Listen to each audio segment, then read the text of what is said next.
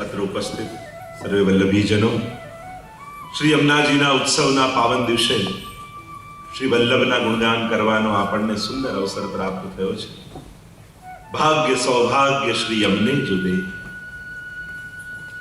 શ્રી યમુનાજી ની આ સ્વરૂપ પુષ્ટિ માર્ગમાં વિશેષ રૂપે આરાધ્ય છે અને પ્રત્યેક વૈષ્ણવને પ્રાય યમુનાજી માટે વિશેષ ભાવ હોય. આપણે ત્યાં બે માં કહી છે, એક પ્રભુની માં યશોદાજી અને બીજું ભક્તની માં શ્રી યમુનાજી. સ્વભાવ વિજયો ભવેત વદતિ વલ્લભ શ્રી હરે. ઠકરાણી ત્રીજના દિવસે જ્યારે મહાપ્રભુજી ગોકુલમાં પધાર્યા છે અને કલકલ કલકલ વહેતા યમુનાજી ના તટ ઉપર સહજ દમલાજી સાથે ચર્ચા કરતા મહાપ્રભુજીના મુખમાંથી શબ્દો નીકળ્યા, દમલા અમે ઠકરાણી ઘાટ કોણ છો और गोविंद घाट कौन છે? અને એટલામાં યમુનાજીના જલમાં કઈ કળકળાટ થયો અને ભ્રમરો પડવા લાગ્યા અને 16 વર્ષ યુવતી સ્વરૂપ શ્રી યમુનાજી પ્રગટ. હાથમાં કમળની છડી લઈ પધારીને મહાપ્રભુજીને બતાવી, આ યમુના ગોવિંદ ઘાટ, ઠકરાણી ઘાટ. અને એ સમયે જે યમુનાજીના અલૌકિક દર્શન મહાપ્રભુજીને થયા અને ત્યારે એ દર્શન કરીને મહાપ્રભુજીના મુખમાંથી શબ્દો સરી પડ્યા, નમામિ યમુનામહં सकल सिद्धि हेतु मुरारी पद पंकज स्फुरद मंदरेणुकटा तटस्थ नव कानन प्रकट मोद पुष्पांकुना सुरासुर सुपूजित स्मरपितु श्रियं विक्रति. શ્રી યમુનાજી યમુનાષ્ટક પ્રગટ થયો અને યમુનાજીના ગુણગાન, કારણ કે યમુનાજીનું આરાધન તો અનેક જગ્યાએ છે, પણ આપણે ત્યાં જે ચિત્રજી યમુનાજીનું બિરાજે છે એવું આરાધન બીજે નથી. કારણ કે બીજે બધે આધ્યાત્મિક સ્વરૂપનું આરાધન છે, આપણે ત્યાં આધિ દૈવિક સ્વરૂપનું, સખી સ્વરૂપનું આરાધન. બીજી જગ્યાએ દેવી સ્વરૂપનું આરાધન છે અને આપણે ત્યાં સખી સ્વરૂપનું આરાધન છે. કારણ કે વ્રજની સખી છે અને એ નિમિત્ત બની એની કાનીથી આપણો પણ વ્રજ લીલામાં પ્રવેશ થશે. ધન્ય શ્રી યમુના, આપણે ધન્ય શ્રી યમુના કૃપા કરી શ્રી ગોકુળ વ્રજ સુખ આપજો. ધન્ય શ્રી યમુના કૃપા કરી શ્રી ગોકુળ વ્રજની રજમાં અહર્નિશ અમને સ્થિર કરીને સ્થાપજો. વ્રજની રજમાં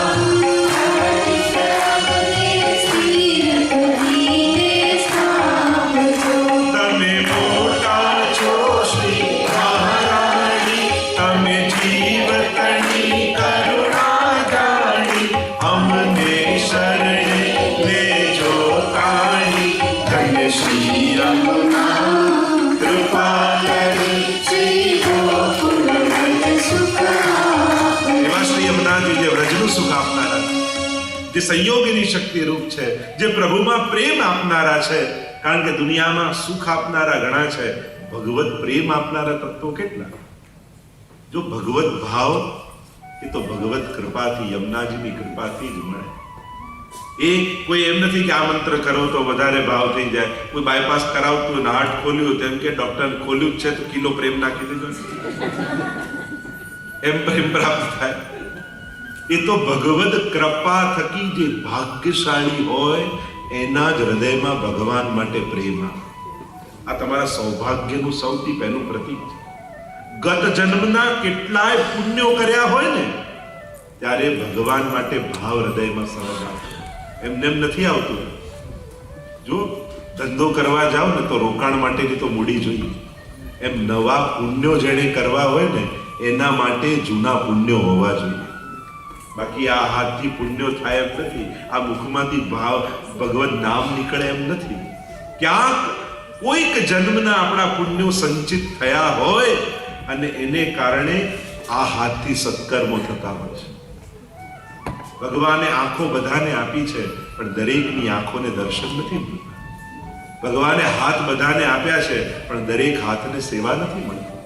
ભગવાને પગ બધાને આપ્યા છે પણ દરેકના પગ ભગવત કાર્યોમાં નથી દોડી શકતા.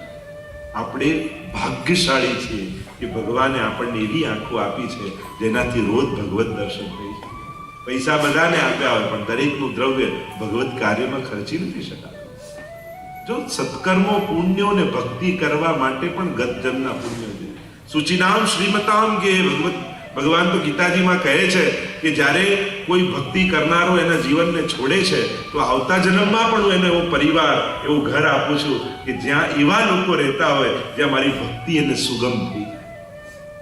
આ તો બાળકોને પણ એ જ કહેતો હતો, તમે બહુ પુણ્યો કર્યા હશે, ભાગ્યશાળી હશો કે તમને એવા ઘરમાં જન્મ મળ્યો છે જ્યાં ભગવાનની ભક્તિ કરવાની બધી ફેસિલિટીઓ તમને મળી છે. એ પણ નસીબની વાત, ભાગ્યની વાત છે, ઠાકોરજીની કૃપાની વાત છે. મેં તો કેટલી જગ્યાએ ઘર એવા જોયા, પેલા બહેન યા કોઈ ભાઈ એટલી ભક્તિ કરવા ઈચ્છતા હોય પણ એટલા પ્રતિબંધો ઘરમાંથી આવતા હોય કે મેના મુખમાં ભગવાનનું નામ ના લે છે. એવા પણ સંજોગો હોય છે. તો ઠાકોરજી તમને એવું ઘર આપ્યું છે તો એ તમારું સૌભાગ્ય છે કે તમને એવા ઘરમાં રહો છો, કે એવા જન્મ મળ્યો, કે પરણીને આવ્યા, કે રહો છો એવા લોકોની સાથે કે જ્યાં ભક્તિ કરવાની સુગમતા તમને મળે. આ કૃપા વગર સંભવ નથી. અને એટલા માટે આ બધા સત્કર્મો કરવા, આ ભક્તિ કરવી એ પણ સૌભાગ્યની વાત. તો શ્રી યમુનાજીની કૃપા થકી, હમણાં એનો વિસ્તાર તો નથી કરતો, પણ આજે યમુનાજીનો ઉત્સવ આપણે ત્યાં માનવામાં આવે. એ જ યમુનાજી સખી સ્વરૂપે જમનાવતા ગામમાં પ્રાગટ્ય લીધું હતું અને એનો ઉત્સવ મનાવવામાં આવે છે ચૈત્ર સુદ છઠના દિવસે.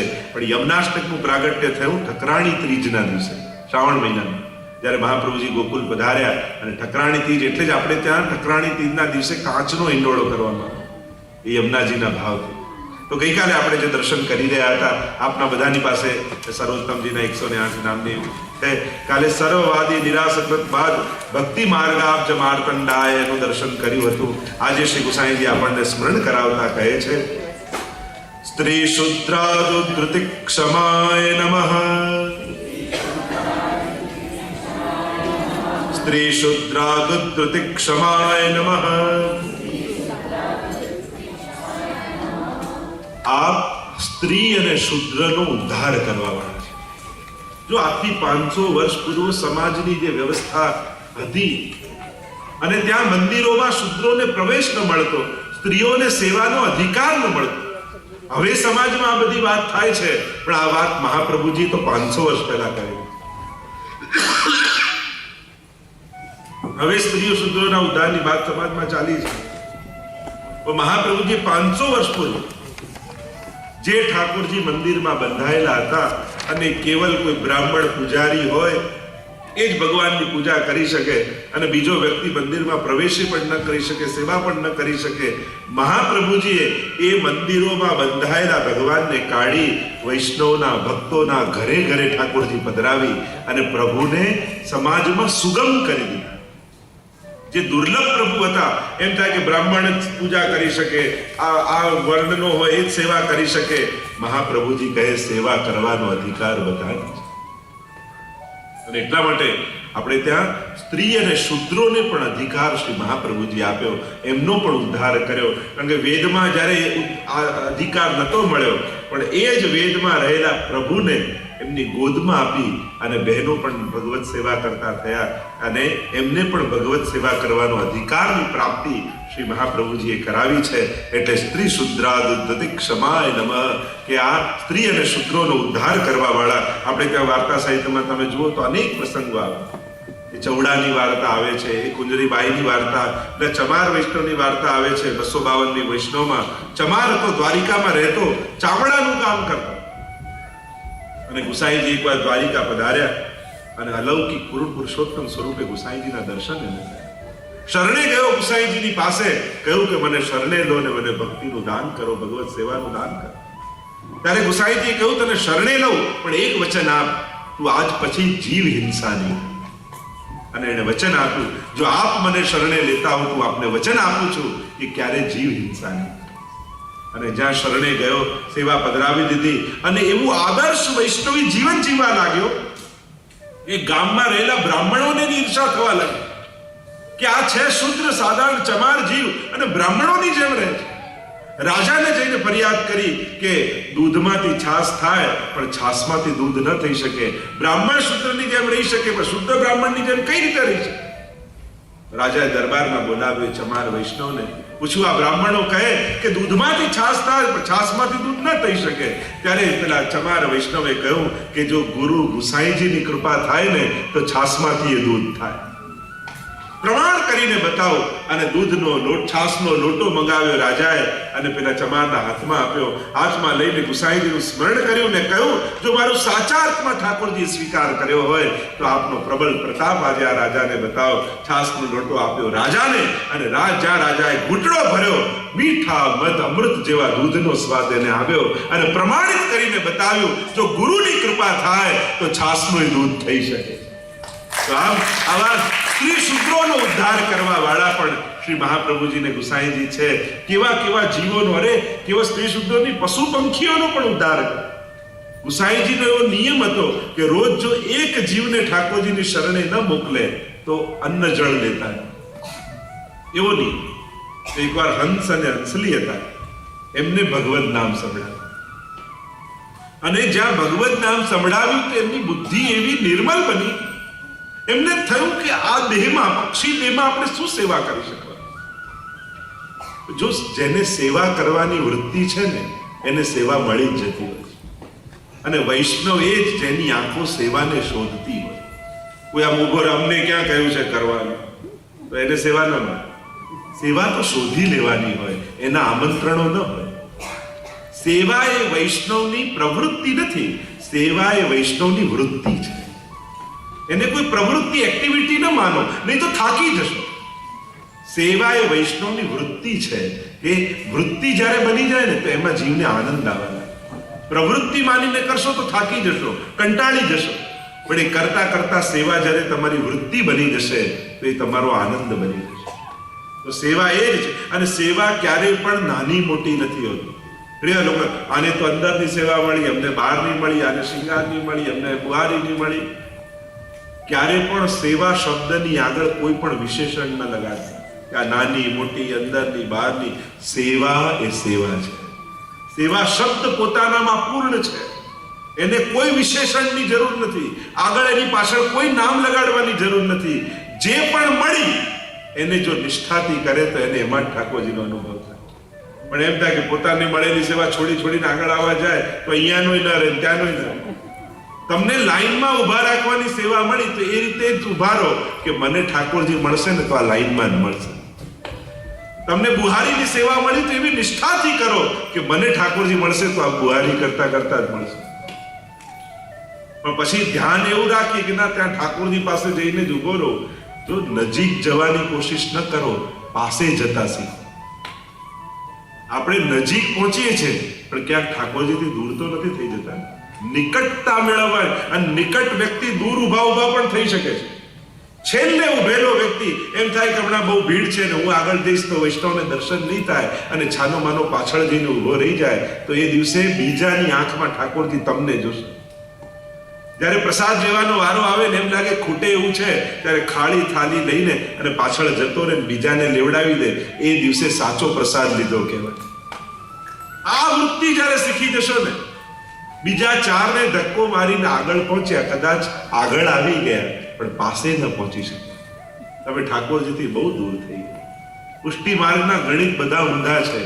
અહીંયા ઠાકોરજી કૃપા છેલ્લેથી કરવાની શરૂઆત કરે. અને એટલા માટે બેઠકજીમાં જારીજી ભરવા જઈને ધક્કો મારીને પહેલા ભરી આવીએ તો એનાથી થોડી, આપણે તો હાથ લગાવવાનો ક્રમ છે. અને હાથ લગાવવાથી શું થાય કે ચલો મારામાં તો આ અધિકાર ને લાયકાત નથી કે મારી જારીથી આરોગે, પણ કદાચ આ વૈષ્ણવની કાનીથી, કદાચ આ વૈષ્ણવની કાનીથી, કદાચ કોઈ એ આખી લાઈનમાં કોઈ ભગવતી ઊભો હોય અને એની કાનીથી મારી પણ કણિકા મહાપ્રભુજી આરોગે. આપણે ત્યાં તો કાનીનો માર્ગ છે, આડીનો માર્ગ છે.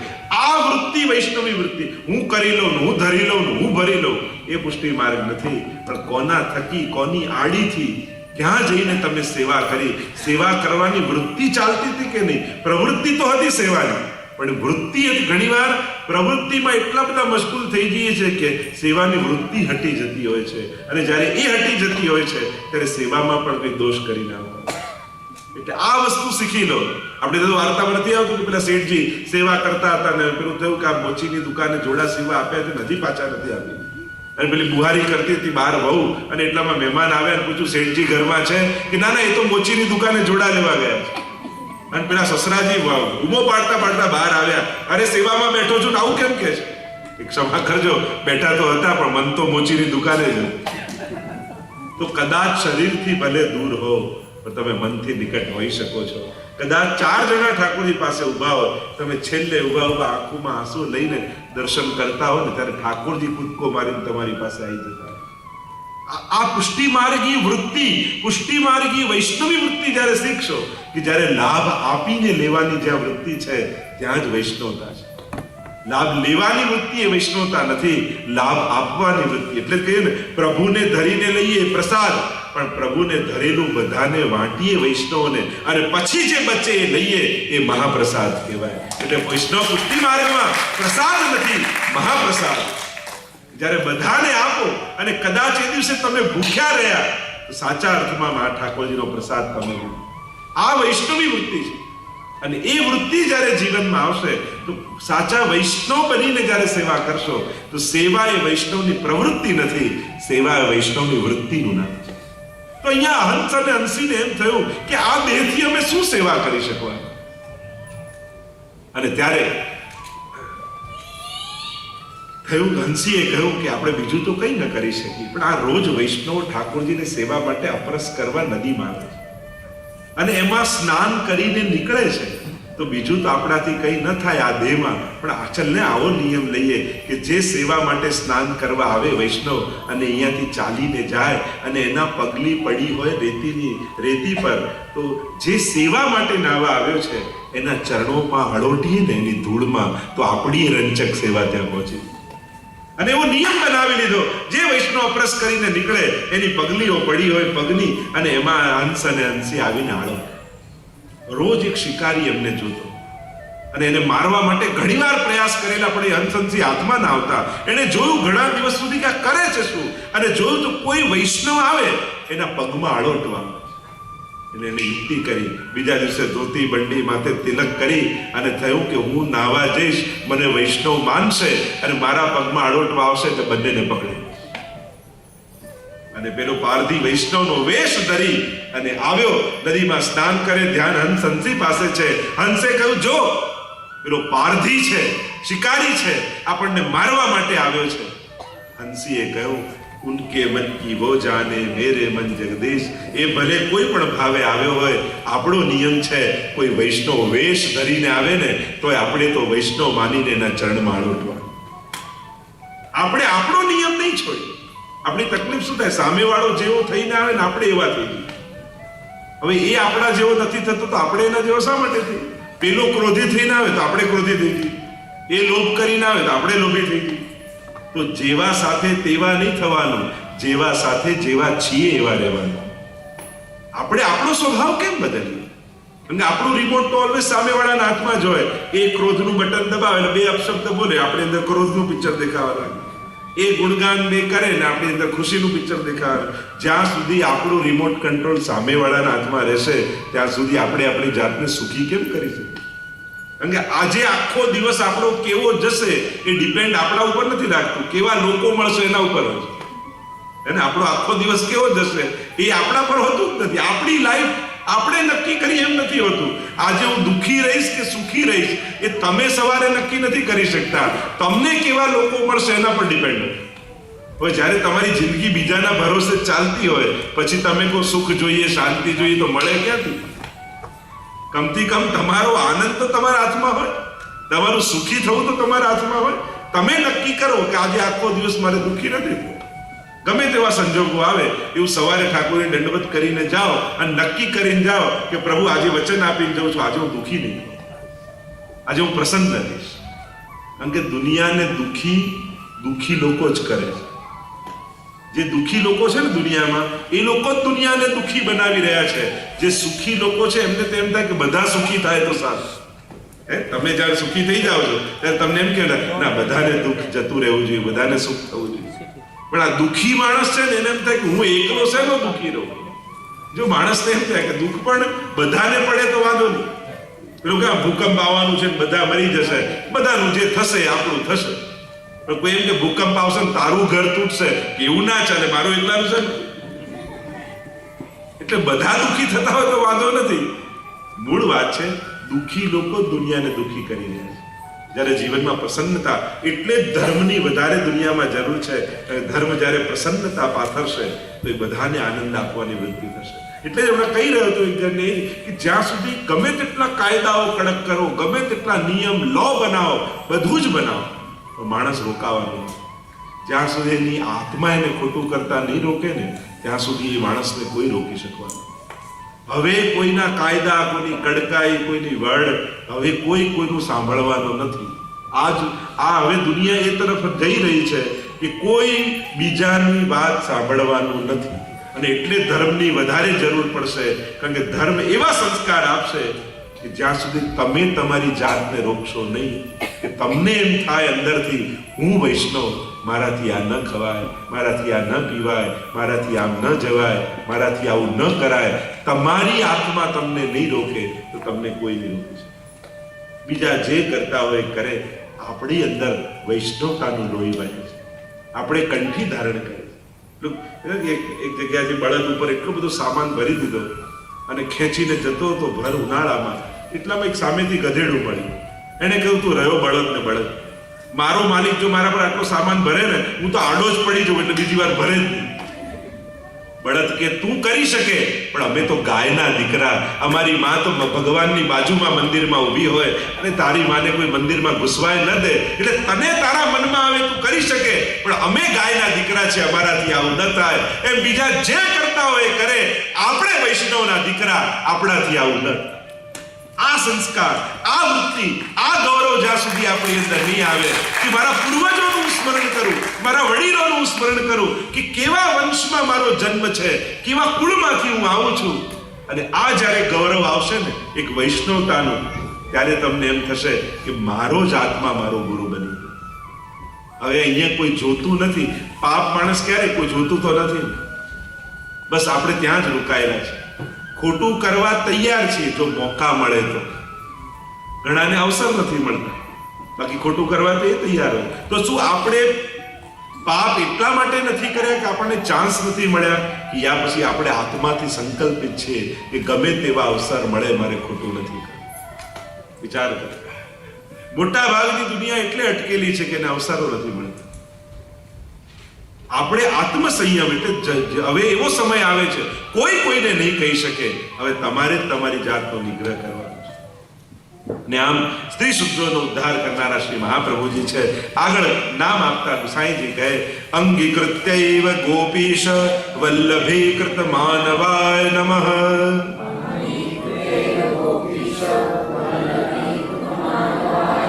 અંગીકૃત્યૈવ ગોપીશ વલ્લભીકૃત માનવાય નમઃ.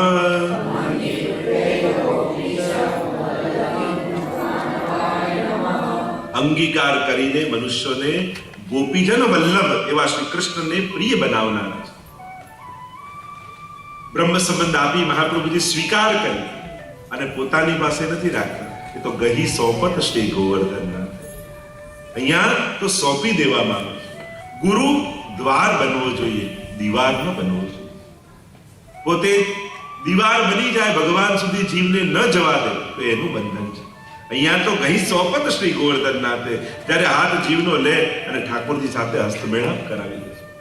આ ભાવ, અને પોતે બ્રહ્મ સંબંધ આપી ઠાકોરજીને પ્રિય બનાવે. કારણ કે જેનું બ્રહ્મ સંબંધ થયું છે આને ઠાકોરજી ક્યારેય છોડતા નથી. આપણે ત્યાં તો અનેક વાર્તા પ્રસંગોમાં છે કે એ રામાનંદ પંડિતની વાર્તા, અનેક વાર્તાઓ એવી આવે છે કે જ્યારે જીવનું બ્રહ્મ સંબંધ લીધું છે.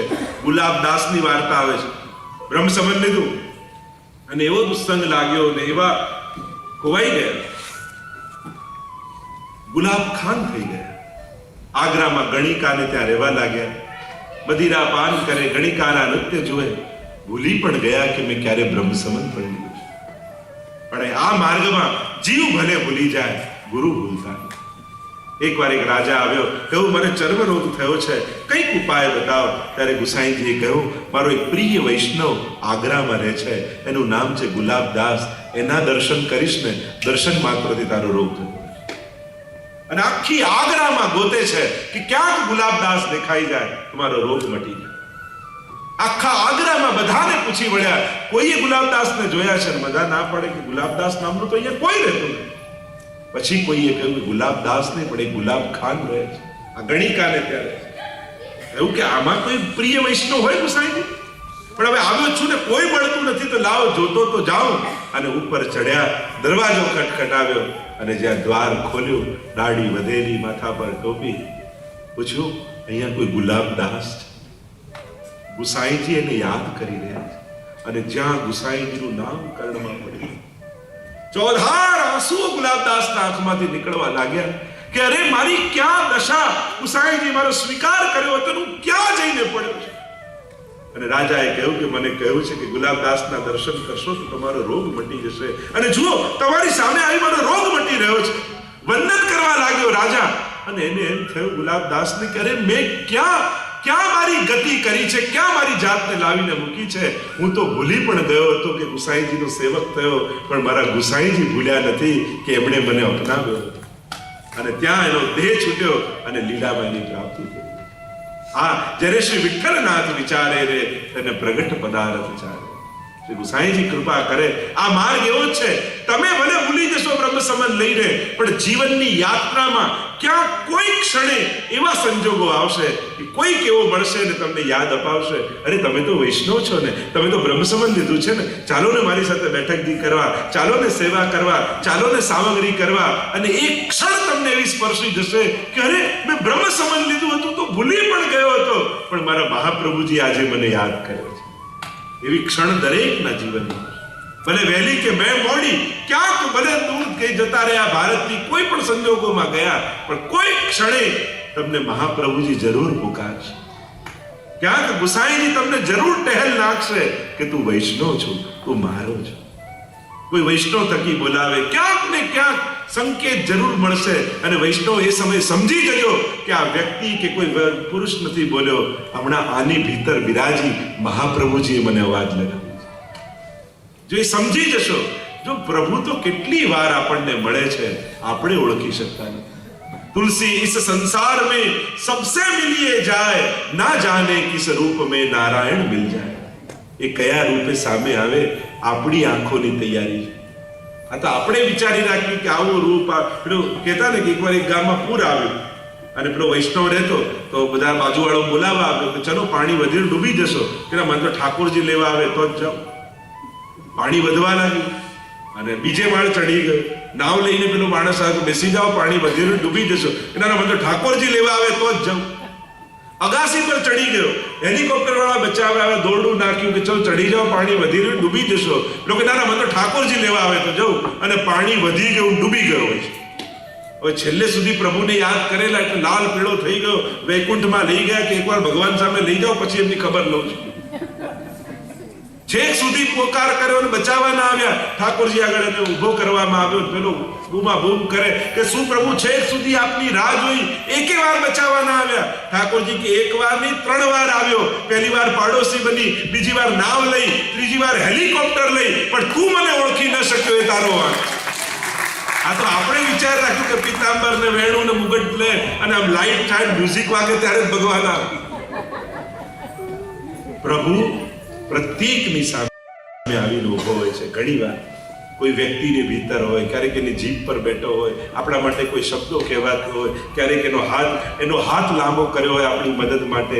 આપણી તૈયારી જોઈએ કે ઓળખી જઈએ કે હમણાં આ હાથ આનો નહીં, ભગવાનનો છે. હમણાં પેલો વ્યક્તિ જે મારા માટે દોડી રહ્યો છે, એ દોડતા પગમાં મારા ઠાકોરજી છે.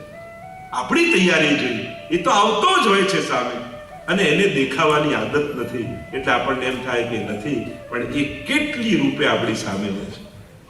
સત્સંગ જ્યારે માણસ કરે ને, ત્યારે એ સમજણ અને આંખો એને મળે કે સામે આવેલા ભગવાનને ઓળખી શકે. આ સત્સંગ એટલે કે અજ્ઞાન તિમિરાંધસ્ય જ્ઞાનાંજન શલાકયા. આ જ્ઞાનનું અંજન શું છે કે તમે તમારી આંખે ભગવાનને ઓળખી જાઓ. એ જ્ઞાનનું અંજન ગુરુ આંજે છે. એ આજે પછી દેખાવા લાગે કે હવે તો મારો ઠાકોરજી અજિત દેખું તે તો શ્યામમયી હૈ, શ્યામ યમુના, શ્યામ ગોવર્ધન, શ્યામ ગગન ગન ઘટા છઈ હૈ. પછી તો ગોપીઓની જેમ થાય, જ્યાં જોઉં ત્યાં મને ઠાકોરજી દેખાય. એના વર્ણાકી રૂપ મારી આંખે અંજાય, જ્યાં જોઉં ત્યાં મને શ્રીજી દેખાય. આ વાત આવી. તો અહીંયા અંગીકાર દ્વારા, બ્રહ્મ સંબંધ દ્વારા જીવને પ્રભુ સાથે જોડનારા મહાપ્રભુજી છે. અને એવો સંબંધ જોડી દે છે કે જીવની ચિંતા ભગવાન પોતે કરે. જો આપણે એટલે જ મર્યાદા ભક્તિ અને પુષ્ટિ ભક્તિનો ભેદ એ બતાવ્યો કે અહીંયા જીવ ભગવાનનો હાથ નથી પકડતો, ભગવાન જીવનો હાથ પકડે છે. કારણ કે આપણો તો સ્વભાવ કેવો, આજે પકડ્યો ને કાલે છોડી દઈએ. પણ ભગવાનનું વચન એવું છે કે એકવાર જેનો હાથ પકડીશ એનો છોડીશ. એટલે મર્યાદા માર્ગમાં બતાવે કે ભક્તિ કેવી, કે વાંદરાના બચ્ચા જેવી. વાંદરાનું બચ્ચું હોય ને એના માન્ય પેટ સાથે ચોટેલું, અને વાંદરું એક ડાળથી બીજે ડાળ, એક મકાનથી બીજે મકાન કૂદે, પણ ચિંતા બચ્ચાને રહે, કારણ કે એને પકડ્યું છે, માને નથી. બચ્ચાને એમ થાય કે જો મારી પકડ છૂટશે તો હું પડીશ. આ મર્યાદા ભક્તિ છે કે જ્યાં જીવ ભગવાનને પકડવા જાય છે અને એને ભય હોય છે જો મારી સાધનામાં ભૂલ થઈ તો મારું પતન થશે. પણ પુષ્ટિ ભક્તિ તો બિલાડીના બચ્ચા જેવી છે. બિલાડીના બચ્ચાને એક જગ્યાએથી બીજી જગ્યાએ લઈ જવું હોય તો એની માં એને મોઢામાં પકડીને લઈ જાય. અહીંયા ચિંતા બચ્ચાને નથી, એ તો નિશ્ચિત છે. ચિંતા માને છે કે જો મારી પકડ છૂટશે તો હું પડીશ, મારું બચ્ચું પડીશ. એમ આ પુષ્ટિ માર્ગમાં તો અહીંયા બ્રહ્મ સંબંધ લીધા પછી જીવ મુક્ત થઈ જાય અને ભગવાન ચિંતિત થાય કે ક્યાંક મારા ભક્તનું અહિત ન થઈ જાય, અને સદા સાવધાન ભગવાન રહે કે મારા ભક્તનું તો કઈ અહિત નથી થતું. કારણ કે અહીંયા એ શરણાગત લાવનાર પણ ભગવાન છે અને શરણાગત લેનાર પણ ભગવાન.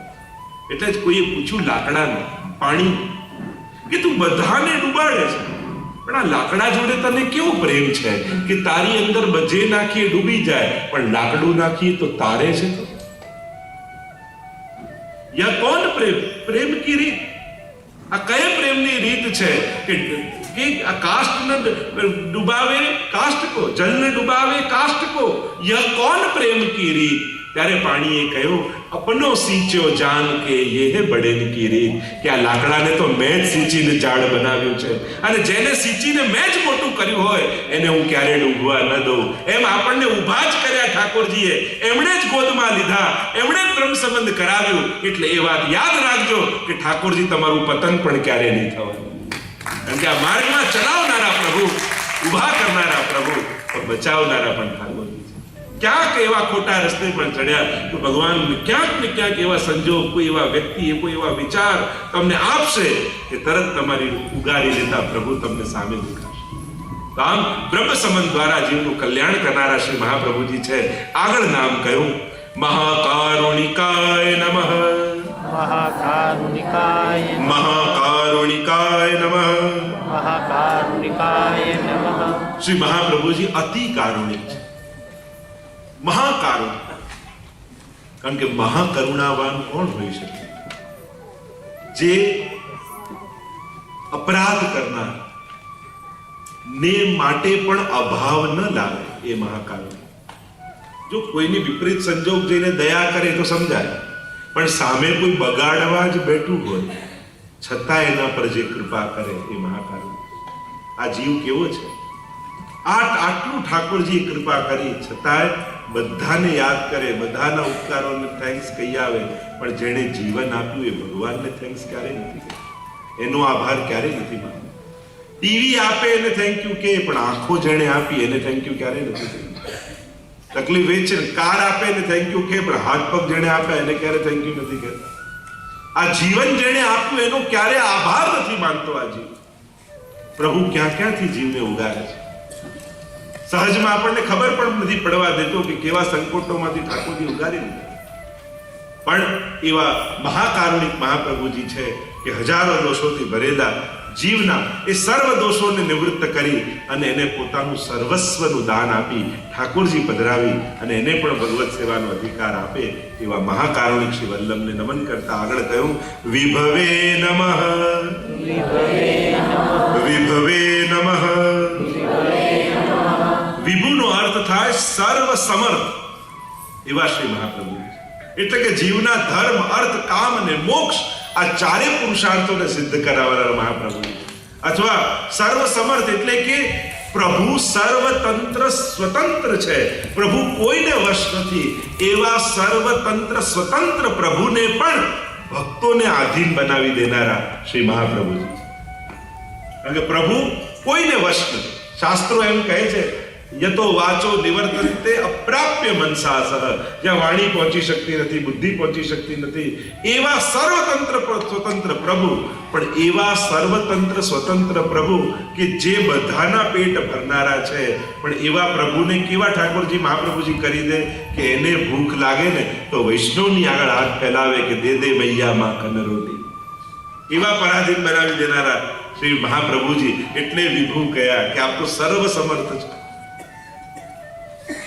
મહાપ્રભુજી એવી કૃપા કરી છે કે જે બધાને જગાડનારો એને વૈષ્ણવ જગાડે, જે બધાને સુવડાવનારો એને વૈષ્ણવ સુવડાવે, જે બધાને જમાડનારો એને વૈષ્ણવ જમાડે.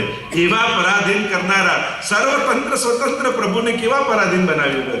જો આખી દુનિયા સુખ માંગવા માટે ભગવાન પાસે જાય, પણ ભગવાનને સુખ જોઈતું હોય તે મહાપ્રભુજીના સેવકના ઘરે કે મને સુખ કોણ આપશે? કારણ કે આખી દુનિયા તો મારી પાસે માંગવા આવે છે. હું કોની પાસે માંગવા જાઉં? મારા સુખનો વિચાર કરે હું કોણ? અરે ઠાકોરજી મહાપ્રભુજીના વૈષ્ણવ પાસે આવે કે આ મહાપ્રભુજીનો વૈષ્ણવ છે ને એ મારી પાસે માંગનારો નથી, મને પણ આપનારો છે. આપણે ત્યાં તો ઠાકોરજી પાસે જઈએ તો શું માંગીશ એ વિચાર સાથે ન જઈએ, ઠાકોરજીને આજે હું શું આપીશ એ વિચારીને.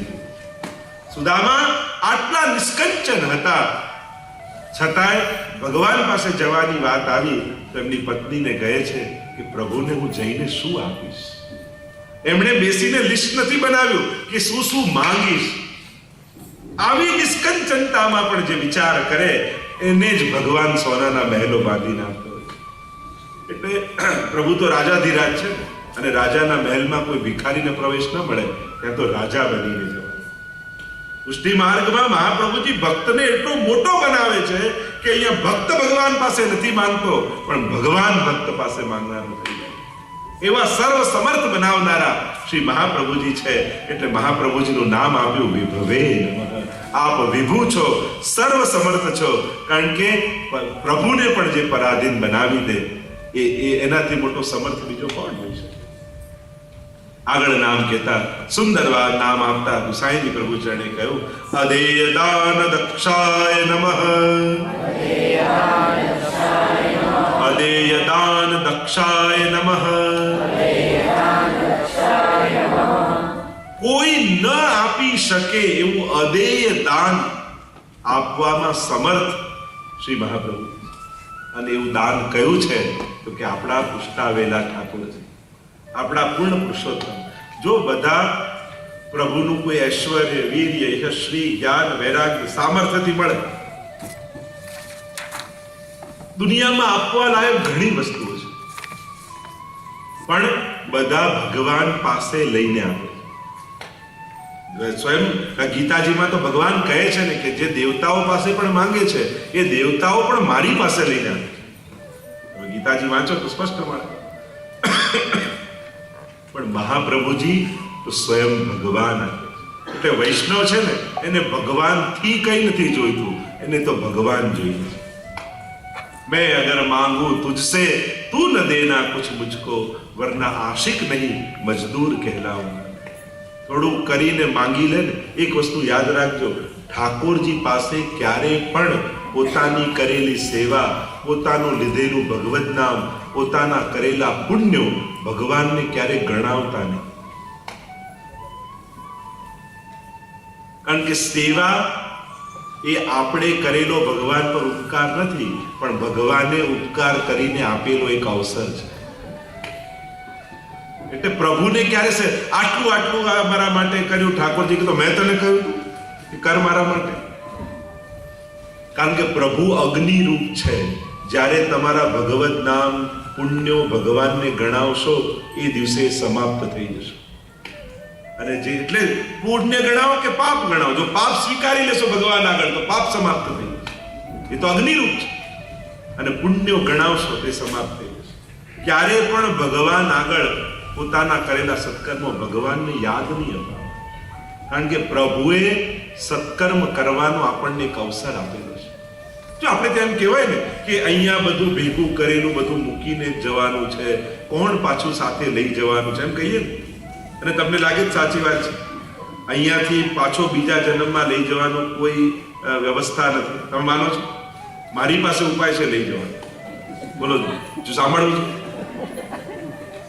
અહીંયા ભેગું કરેલું બધું સુખ તમને પાછું મળે. લોકો ભલે તમે અત્યાર સુધી કથામાં સાંભળ્યું હોય કે બધું મૂકીને જવાનું, ક્યાં લઈ જવાય છે. ઘણા લોકો એમ છોકરાઓને કહેતા તમારા માટે આટલું આટલું મૂકીએ, તો પેલો કે લઈ જાઓ ને ભેગા લઈ જવાતું. આ તો લઈ જવાની વ્યવસ્થા નથી, એટલે ઉપકાર બતાવ્યો કે આટલું આટલું તમારા માટે મૂકી દઈશ. લઈ જવાનો એક જ રસ્તો છે. તમારા સુખને પુણ્યમાં કન્વર્ટ કરી દો, તો એ આવતા જન્મમાં પણ સુખ આપશે. વિસ્તારથી સમજાવો, આ વાત બહુ સમજજો, ધ્યાન. સુખ ભેગું કર્યું, ધન કમાયું, વ્યવસ્થા કમાઈ, બધું કમાયું, પણ એ ધનને પુણ્યમાં, જેમ તમારે અહીંયાથી ઇન્ડિયા જવું એટલે તમે શું કરો, ડોલરમાંથી રૂપિયા કન્વર્ટ કરો ને એટલે ત્યાં વાપરવા કામ લાગે. એમ તમારે આ ભેગું કરેલું સુખ અને મૂકીને જાઓ, એના માટે કોઈ ધર્મ ગ્રંથમાં લખ્યું નથી. જે ભેગું કરી મૂકીને ગયા એ બધું તો આપણા દીકરાના નસીબ. અને અહીંયાના તો છોકરાઓ એટલા પ્રેક્ટિકલ હોય, મમ્મી પપ્પાને કહેતા તમે તમારું વાપરો ને અમે અમારું કમાઈ લઈશું. વેસ્ટર્ન કન્ટ્રીમાં તો છોકરાઓને મા બાપનું ધન નથી જોઈતું, પણ આપણી પેલી ઇન્ડિયન મેન્ટાલિટી હોય ને, દીકરા માટે ને એના દીકરા માટે ને એના માટે. જો દીકરો સારો હશે તો કમાઈ જ લેવાનો છે, અને ખરાબ હશે તો ઉડાડી જ દેવાનો છે. એના કરતા તમારું કરી દો. લોકો પાછળની વ્યવસ્થા કરીએ, મારા ગયા પછી આમ કરજે, બસ જાતે જ કરી જાવ, પછી શા માટે મૂકી દે. લોકો ગયા પછીની બહુ વ્યવસ્થા કરે, મારા ગયા પછી કથા કરજે, ગયા પછી આ દાન. શા માટે? જે તમારે કરવા ઈચ્છો છો તમારા હાથે કરી જાઓ, તમે જોઈને જાઓ ને, એ આનંદ લઈને જાઓ ને. હવે મૂકીને જવાની શું જરૂર છે કે એવા ટેન્શન સાથે શરીર છોડવું કે આ કરશે કે નહીં, પછી એ શંકા તો હોય જ મનમાં. પણ શા માટે? જે કરવું છે જાતે કરીને કેમ ન જઈએ? તો તમારા સુખને પુણ્યમાં કન્વર્ટ કરો. તમે મૂકી ગયા એ કોઈ કર્મના સિદ્ધાંતમાં નથી. તમારું કેટલું છે જે તમે વાપર્યું છે. તો ભોગમાં વાપર્યું એ બંધન, એને સત્કર્મો કરી તમે કન્વર્ટ કર્યું સુખને પુણ્યમાં. અને એક વાત યાદ રાખજો, અંધારી કોઠડીમાં પણ જઈને સંતાઈ જશો ને, તમારા ભેગા કરેલા પુણ્યો તમને સુખ આપ્યા વગર પાછા નથી વળવાના. એ તમારો પીછો કરશે. જેમ પાપ પીછો કરે છે એમ પુણ્ય પણ પીછો કરે. તમે ગમે ત્યાં જતા રહો દુનિયામાં, એ તમને સુખ આપીને જ સમાપ્ત થશે. એ તમને ગોતી લેશે. કર્મો છે ને, પેલું એને શાસ્ત્રોના શબ્દોમાં કહું તો હજારો ગાયો ઊભી હોય અને એમાં વાછરડાને છોડો, અને હજારો ગાયોમાં એ વાછરડું પોતાની માને ગોતી લેતું હોય છે. એમ કર્મો પણ એવા છે, તમે ગમે ત્યાં દુનિયામાં જઈને સંતાઈ જાઓ, એ વાછરડું જેમ માને ગોતી લે, એમ તમારા કરેલા પુણ્યો, તમારા કરેલા પાપ તમને કરોડોમાં ગોતી લેતા. એટલા માટે સુખને પુણ્યમાં કન્વર્ટ કરો. મૂકીને ગયા તે ભેગું ના આવ્યું, પણ કોઈને સત્કર્મમાં આપીને ગયા તો એ ધન એ દિવસે તમારું પુણ્ય બની ગયું. તમે કન્વર્ટ કરી લીધું, તમારા બેલેન્સમાં આવી ગયું. હવે આવતા જન્મમાં જ્યાં જશો એ પુણ્ય તમારો પીછો કરશે. તો આ બે વસ્તુ યાદ રાખો, સુખને પુણ્યમાં કન્વર્ટ કરો અને સમયને સંસ્મરણમાં કન્વર્ટ કરો. જો 24 કલાક આપણે જીવતા હોય, વર્ષો, તમને કહું પાછલા 25 વર્ષ યાદ કરો તો તમને સવારે 7 વાગ્યાથી ઉઠીને રાતના 7 વાગે યાદ ના આવે. તમને શું યાદ આવે? જે ઘડીઓ તમારું સંસ્મરણો બની ગઈ છે એ સમય તમારો થઈ ગયો. જેમાં 4 દિવસ આપણે સત્સંગ કર્યો, તો આ 4 દિવસનો સમય આપણો સંસ્મરણ બની ગયો. એટલે આ સમય, આ જિંદગી આપણને યાદ રહેશે કે આપણે સર્વોત્તમનો ઉત્સવ કર્યો. એટલે આ સમય તમારો થઈ ગયો. બાકી જીવ્યા એ સમય તમારો નતો, તમે ખર્ચ્યો છે. આ તમે બાંધ્યો છે. એટલે જે ક્ષણો છે એને સંસ્મરણો બનાવી દેશો તો એ સમય તમારો થઈ જશે. અને જે સુખ છે એને પુણ્યમાં, સત્કર્મમાં કન્વર્ટ કરશો, એ સુખ તમારું થઈ જશે અને અનેક જન્મો સુધી તમને સુખ આપશે. અને એટલા માટે ગયા પછીની બહુ વ્યવસ્થા કરવા કરતા જીતા જી જે જાતે કરી દઈએ. અને એવું નથી કે કંઈક મોટું જ કરવું, આખી સ્કૂલ ના બાંધી શકીએ, પણ એકને ભણાવી તો શકીએ. તમે ભારતમાં જાઓ, જ્યાં રહેતા હોય ત્યાં કામવાળા કોઈ બહેન આવતા એના છોકરાને ભણાવો. ક્યાંક અજાણી જગ્યાએ સત્કર્મો કરો, તમારી આંખની સામે કરો. તમે જે આસપાસના લોકો છે, તમે વિચાર કરો, તમારે કોઈ સત્કર્મ કરવું છે, તમે કોઈ અજાણી જગ્યાએ ડોનેશન આપો, પણ કોઈ નજીકના સગા દુઃખી છે તો એને ન પહોંચાડી શકે. તમારા નજીકના સંબંધીઓનો વિચાર કરો કે તારા છોકરાની ફી હું આપીશ, તું એને ભણાવ. ઠાકોરજીની કૃપાથી આપણે દર વર્ષે લગભગ 300 થી 350 બાળકોને, અને એમાં પણ ખાસ કરીને છોકરીઓને ભણાવીએ છીએ, એમને ફીસ આપીએ છીએ. એમાં પણ જે મુખિયાજી, કીર્તનકાર, એવા બ્રાહ્મણો, ઘણીવાર એવા રાજસ્થાનમાં એવી છોકરી, તો એ લોકોને સપોર્ટ કરી, એટલે કોશિશ કરો જ્યાં જરૂર નથી કોઈ સંસ્થાનો જ આશ્રય લેવો પડે. તમને તમારા પરિચિત જ્યાં હોય, તમારા સંબંધીઓ જ્યાં હોય, એમાં કોશિશ કરો. આખી હોસ્પિટલ ના બાંધી શકો, પણ એકનો ઈલાજ તો કરાવી શકો. નક્કી કરો કે હા, એકનો કોઈ પરિચિતનો, આપણા સંબંધીઓ, તમે એને બીમારી ન આપી શકો, પણ એક કોશિશ કરશો, તમારા કોઈ સગાનો એક મેડિક્લેમ તમે એનો વિચાર કરો. જો ઇન્ડિયામાં ₹1,00,000 મેડિક્લેમ લો ને, તો માંડ વર્ષે 1,000 રૂપિયા ભરવાના કે 1,500 આવે. તો ઈલાજ ટાઈમે 1-2 લાખ તમે કદાચ આપવું તમને અઘરું લાગે, પણ તમે એવું નક્કી કરો કે દર વર્ષે આ 2,000 રૂપિયા, અહીંયા કેટલા માંડ ડોલર થાય, તો આટલા પરિચિતના મેડિક્લેમ હું ભરીશ, તો એ ભરો તો એનો ઈલાજ થાય. કંઈક કોશિશ કરો ને આસપાસ સત્કર્મ કરવાની. અજાણી જગ્યાએ કરવા કરતા તમારા ચિત્ત પરિચિત, તમારા સ્વજનો, તમારા જ્ઞાતિ બંધુઓ, તમારા કોઈ ઓળખીતા વૈષ્ણવો, તમારા ગામમાં હવેલી હોય એના મુખિયાજી, કે તેના કીર્તનિયાજી. ઘણીવાર આ બી બહુ વિચારણીય પ્રશ્ન છે કે આપણે બધું જ કરીએ છીએ વૈષ્ણવ સમાજમાં, પણ આપણા હવેલીઓના જે મુખિયાજી, કીર્તનકાર, શાસ્ત્રીજીઓ, એ જ્યારે ગરડા થાય છે ત્યારે એનો કોઈ વિચાર કરીએ છીએ આપણે કે એમનું પછી શું થતું હશે, કઈ રીતે એમના બાળકો ભણતા, કેમનો ઈલાજ થતો હશે. કોશિશ કરો. તમારા મૂળ જે ગામ હોય નાનકડું, એમાં જૂની હવેલીમાં વર્ષોથી ત્યાં મુખિયાઈ સેવા કરતા હોય, તમે કોશિશ કરો કે તમારા બાળકોની ફીસ અમે આપીશું. એવું સુંદર કાર્ય છે. તો ઘણું બધું કરવા જેવું છે. થોડુંક વિચારીને કરીએ તો ઘણી બધી મદદ આપણે કરીશું. તો આ પ્રયાસ, અમે તો નાનું મોટું જે પણ પ્રયાસ કરીએ છીએ અને કોશિશ કરીએ છીએ, તમે એમાં પણ જોડાવા માંગો, તમારી રીતે પણ જાય. કોઈ સંસ્થાના આશ્રયની જરૂર નથી. તમને એમ લાગે કે હું મારી રીતે કરી શકું છું, તો ત્યાં કરો. ઘણી જગ્યાએ સુંદર ગૌશાળાઓ ચાલે છે, ત્યાં કોશિશ કરો કે ગાયોની સેવામાં આપણે કરી શકીએ. પ્રયાસ કરો. તો એવું કંઈક તમારા સત્કર્મને, સુખને પુણ્યમાં કન્વર્ટ કરશો, તો એ આપેલું તમારું થઈ જશે. જે છે તમારું, અને મૂકી ગયા એ નથી તમારું, એ તો પછી જે ભોગવે એના ભાગ્યનું છે. દાન, ભોગ અને નાશ, આ 3 જ ગતિ છે. તો પ્રયાસ કરી. ઘણીવાર એવા સુંદર આયોજનો પુષ્ટિમાનના થાય, બધું રેડિયો થાય છે, એજ્યુકેશન બુકો થાય છે, એમાં કોશિશ કરી કે હજારો લોકો સુધી એ આપણે મેસેજ, સુંદર વિચારો આપી શકીએ. અત્યારના સમયમાં શ્રેષ્ઠ કોઈ દાન હોય ને, તે ઉત્તમ વિચારોનું દાન છે. કારણ કે અત્યારે તકલીફ શું છે, સત્કર્મો માણસ કરે પણ મનમાં તો ખોટા જ વિચાર ચાલે. કોઈને દાન આપતા હોય, મનમાં તો એમ જ વિચાર, ઠેકાણે તો વાપરશે. ઉપવાસ કર્યો હોય ત્યારે વિચાર એમ જ આવે કે અડધી દુનિયા ભૂખે મરે છે, જો ભૂખ્યા રહેવાથી ભગવાન મળતા હોત તો બધાને ના મળી જાય.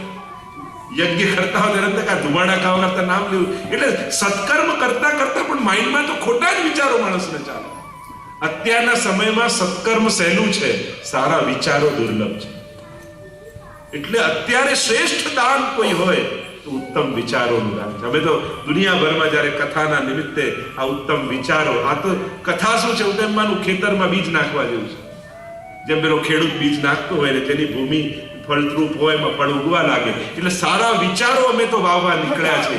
જ્યાં જઈએ ત્યાં દરેકના મનમાં સારા વિચારો વાવીને આવીએ, અને એ વિચાર જ્યારે બીજ આત્મસાત કરે ને વૃક્ષ બને, કેટલી સંસ્થાઓ ઊભી થાય, કેટલા સત્કર્મો ઊભા થાય, કેટલા લોકો પુણ્યો કરતા.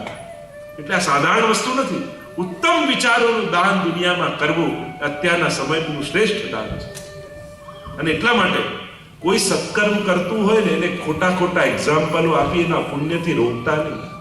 તું અહીંયા આપે પણ તે તો જોયું આમ થતું હશે, આમ થતું, પેલાને પીવડાવી દે, પોતે તો આપે નહીં, બીજો કરતો એને રોકી.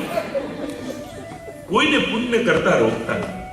કોઈ સારું કરવા જાય છે એટલે પ્રોત્સાહન આપજો કે તમે બહુ સારું કરી રહ્યા છો, હજી ઠાકોરજી કરે તો ખૂબ કરે, મારી કઈ જરૂર હોય તો જોડાઈ જઈશું. પ્રોત્સાહન આપજો. કોઈને પુણ્ય કરતા રોકવું એ બહુ મોટું પાપ છે. કોઈને ભક્તિ કરતા રોકવું એ પણ બહુ મોટું પાપ છે. અને એટલા માટે કમથી કમ પુણ્ય ન કરીએ પણ પાપમાં તો સહભાગી ન થઈ. દુનિયામાં જે સમર્થોની જરૂર છે. ખૂબ મહેનત કરો, ખૂબ કમાઓ, અને જ્યાં જ્યાં કોશિશ હોય. વૈષ્ણવ ધર્મ ક્યારે એમ નથી કહેતા કે દુઃખી રહો, ગરીબ રહો. વૈષ્ણવ તો એમ કે ખૂબ સુખ. ઠાકોરજી જેના ઘરમાં બિરાજતા હોય, લક્ષ્મીજી તો ગોતતા આવે, પણ જ્યારે જરૂર આવે કે કોઈક સત્કર્મ કરવાની આપણે જરૂર છે, તો આપણે એ કાર્યમાં જોડાય છે. એ પ્રયાસ કરો જ્યાં આવા સત્કર્મો થઈ રહ્યા. શ્રી મહાપ્રભુજી અંગીકાર કરીને કૃપા કરે છે. આગળ કહ્યું, અંગીકૃતૌ સમર્યાદાય નમઃ. અંગીકાર કરવામાં મર્યાદાવાળા મહાપ્રભુજી છે. વિશેષ પ્રકારની મર્યાદા રાખી આગળ મહાકારુણિકાય નમનું વર્ણન કર્યું, વિભવે નમનું વર્ણન કર્યું, અદે દાન દક્ષાય નમ, જે કોઈ ના આપી શકે એવું દાન આપનારા શ્રી મહાપ્રભુજી છે. અને ઠાકોરજીને આપણને આપ્યા એટલે મહાપ્રભુજી જેવો કોઈ દાતા નથી. એટલે આગળનું નામ કહ્યું, મહોદાર ચરિત્રવતે નમઃ. મહોદાર ચરિત્રવતે નમઃ. અત્યંત ઉદાર ચરિત્ર વાળા મહાપ્રભુજી છે. એવા ઉદાર છે કે તમારી કક્ષા, તમારા સાધન, તમારા પુણ્યો, તમારો સ્વભાવ આ કંઈ જ ન જોતા પોતાના સર્વસ્વ એવા શ્રીનાથજીને તમને આપે. એવા ઉદાર. શ્રી યમુનાજી માટે કહ્યું, યમુનાસી નાહી કો ઓર દાતા. યમુનાજી જેવી કોઈ દાતા નથી, મહાપ્રભુજી જેવો કોઈ દાતા નથી.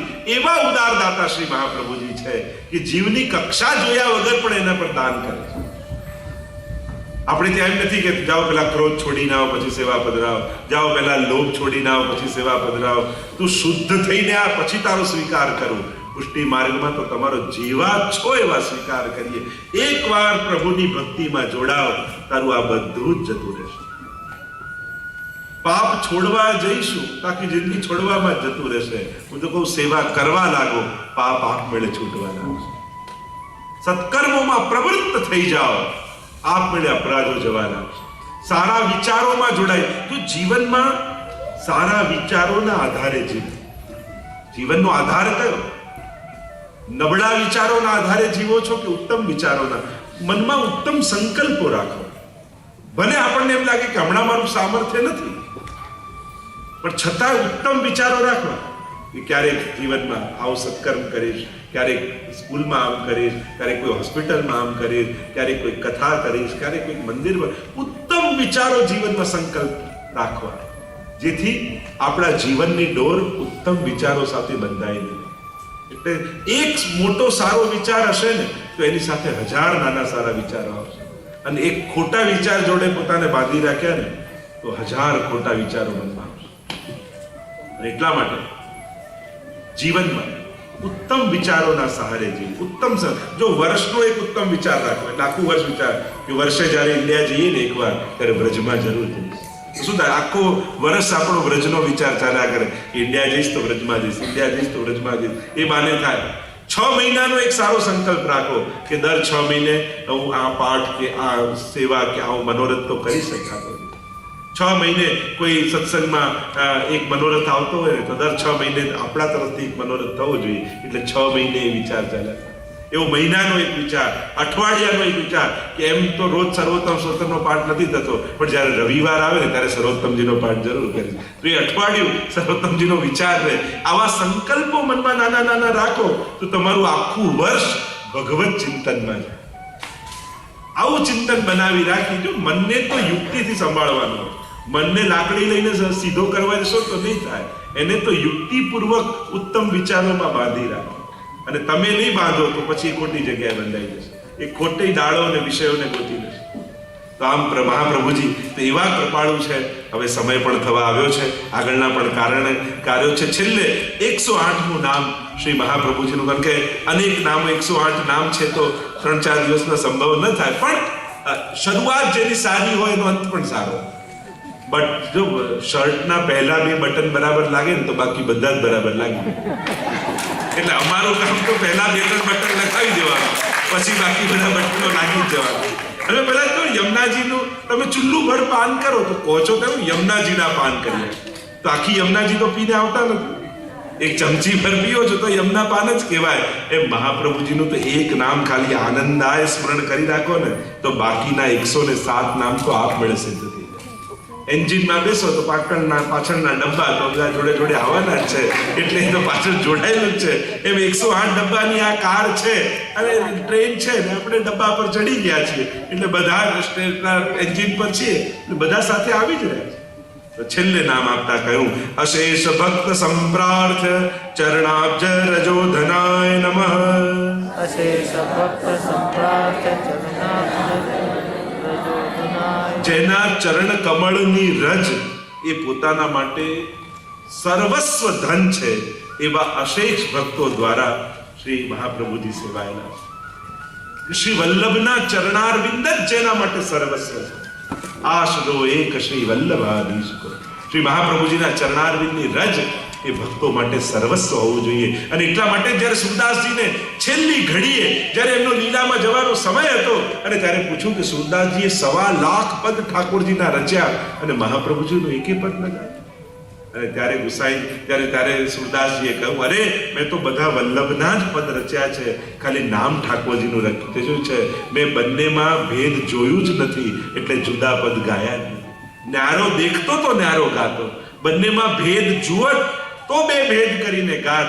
મેં તો ઠાશ્રીજી ને વલ્લભને એક કરીને જાણ્યા, છતાંય તમે કહો છો તો આ પદ ગાઉં છું અને એને મારા 1.25 લાખ પદોના ફળ રૂપ માનજો. અને ત્યારે ગાયું, દ્રઢ ઇન ચરણન કેરો સૂર કહા કહે દ્વિજ આંધળો વિના મોલ કો ચહેરો. દ્વિજ આંધળો, જેને બે નથી દેખાતા એવો હું આંધળો છું. મેં તો બંનેમાં જ્યારે શ્રીનાથજીને જોયા ત્યારે એમના મુખારવિંદમાં વલ્લભ દેખાયા છે, અને જ્યારે વલ્લભને જોયા ત્યારે એમના રોમ રોમમાં શ્રીનાથજી બાબા જ મને દેખાયા છે. જાકે રોમ રોમ પ્રતિ પ્રકટિત કોટી ગોવર્ધન રાઈ શ્રી વલ્લભ વરનું કહા બળા. એવા જ્યારે બંનેને એક કરીને જાણ્યા, એવા મેં દ્વિધ આંધળો વિના મોલ કો ચહેરો. તો આમ દ્રઢઈને ચરણને કેરો ભરોસો શ્રી વલ્લભના ચરણમાં અનન્ય દ્રઢ.